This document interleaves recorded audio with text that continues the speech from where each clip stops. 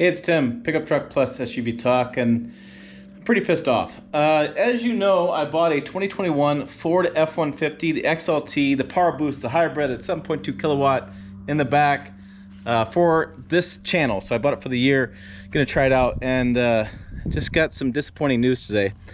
So again, this is the truck, chrome, the appearance package, all that kind of stuff.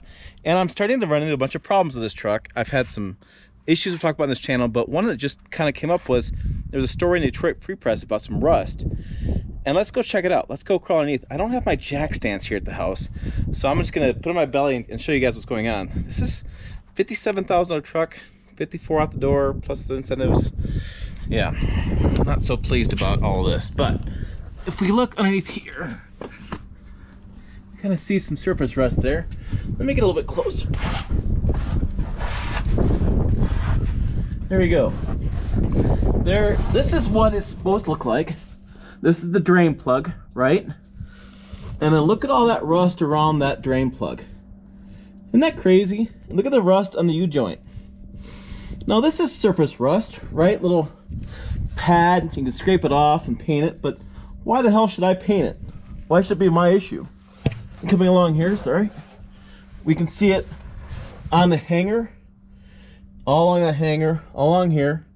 And I believe, if I did this right, yeah, there should be rust right in there as well. And more rust there. So, you know, the rest of it is pretty clean. The frame is pretty clean. I got a little rust mark right there. See that already? But overall, looks fairly clean. I got more rust in the muffler up there. On the hanger there, the muffler lines are all rusted out, or getting rust. And again, you can see it quite clearly. Surface rust. So a little bit of a pad. You can scrape that off. I can paint it if I wanted to. But again, I don't feel like I should have to clean that off. And it's on the other side of the U-joint as well. So a little frustrated by that. And again, if I go back to this differential cover, you can see, I mean, why the hell is the plug not rusted, but everything else is rusted around it? That is just shocking that that happens. All right, now crawl out. Let's talk about mileage. How many miles do I have on it? Always gonna be a question. There it is. I'll move the camera in. 3,230 miles. So 3,230 miles, and I got rust underneath the truck. Now I only plan on keeping this for through the end of summer, sell it, buy a new truck, just for the channel, keep doing different videos. But I grew up in Michigan, and in Michigan you always crawled underneath vehicles. You always did that. That way you checked for rust, checked for surface rust, and then check for rust through. Now surface rust is a cosmetic issue mostly until it rusts through something. That's my concern. I'm not so concerned about the diff cover. That thing's pretty massive. The hangers are pretty thick, but I think if I don't treat those and this gets sold to a state that had some salt or some humidity, I could see some problems on the road. Here in Nebraska, we really don't rust, so I'm not that concerned about it. But it is shocking that I picked this truck up in Michigan, drove to Nebraska 1,000 miles, so it spent 2,000 miles here in Nebraska, and I already have rust on it. Isn't that kind of weird? I mean, we've had some snowfall, but nothing. We don't use salt on the roads. We don't have that stuff. We have reached out to Ford. Ford basically said surface rust, not a big deal. There was an article in the Free Press. Ford spokesman there said that they're working with the supplier to identify what's going on. To me, it's just cheap. They're not spraying the diff cover with rust protectant. And I have some roll bar chassis paint. I got some stuff to take care of it if I want to. It's on the list of things to take care of. But there's also other problems with this truck. So I'm gonna look at my Ford app here, as you can see on the screen. I'll try to do this where you can see it. So this is my Ford Pass app. And if I look right here, I have a notification. And there's a notification about zone battery lighting. So this says, battery light identified. Please read, we're investigating an issue with the zone lighting feature of your F-150 that can cause excessive vehicle battery drain. We're going over the air update. In the meantime, don't use it. Turn it off. Now, if you don't know what this is, oh, the door turned on the truck. It's like my favorite feature of this truck. It's like one of the reasons I bought it. Turn off music. If you go to features, you can go to zone lighting, and this turns on lights around the outside with push of a button.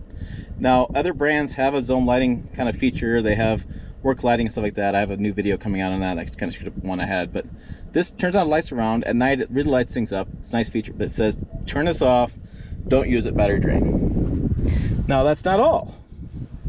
If I go back to my home on this and I go to recalls, I have a recall: heated mirror and integrated trailer relay module reflash, which I thought was interesting. It's a reflash of this, but I thought it was over-the-air updates. So why can they do over-the-air updates on zone lighting, but they can't do a over-the-air update reflash on a relay module?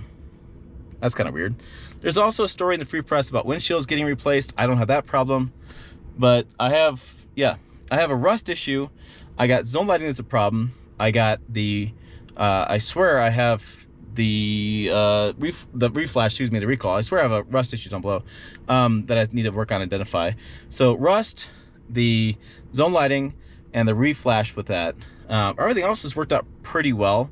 I don't know if I want to say this too much on camera, but I swear to God, I'm hearing a little bit of something rattling coming through over here.